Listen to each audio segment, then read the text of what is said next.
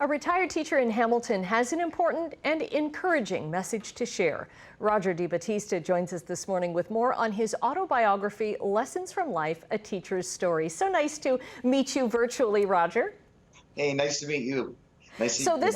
this is a story of you struggling with a lifelong illness, and it's meant to encourage especially children and students not to give up. Tell me about the illness that you have. So basically, I had hydrocephalus, and what it is, hydrocephalus.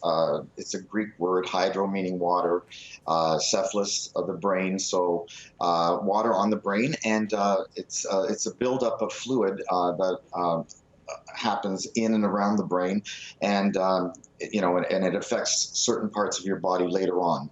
Right, and because of the way it affects your body, you spent much of your summers, especially while you were in school, you spent them in hospital. I did. Without other kids, kind of on your own, and you've got a great message in there about while you're in hospital or wherever you are, you just have to make friends. Exactly.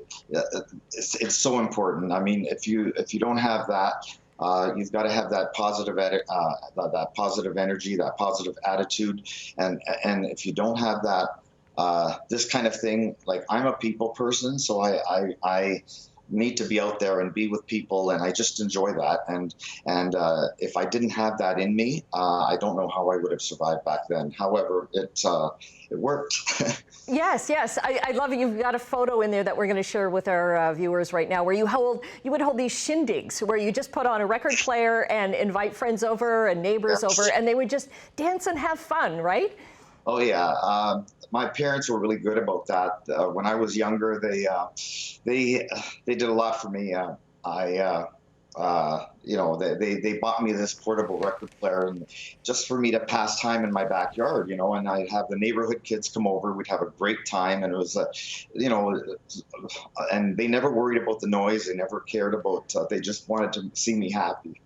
Right, and you excelled at teaching as well, right? You did so well in school, even despite all that time that you missed and everything. You went on to become a teacher.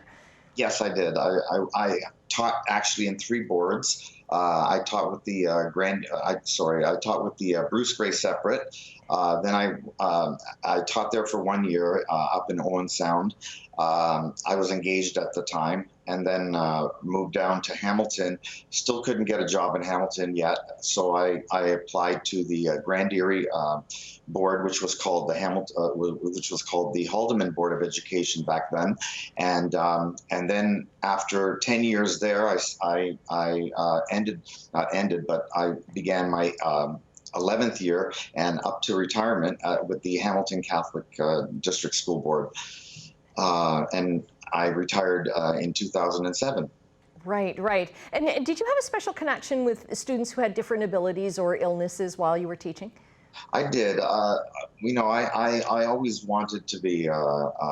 I always wanted to be a teacher, and I really had a soft spot for kids who had issues, and so I would always try to be I'd try to do a little extra if I could, and I was always there for them, and they really appreciated that.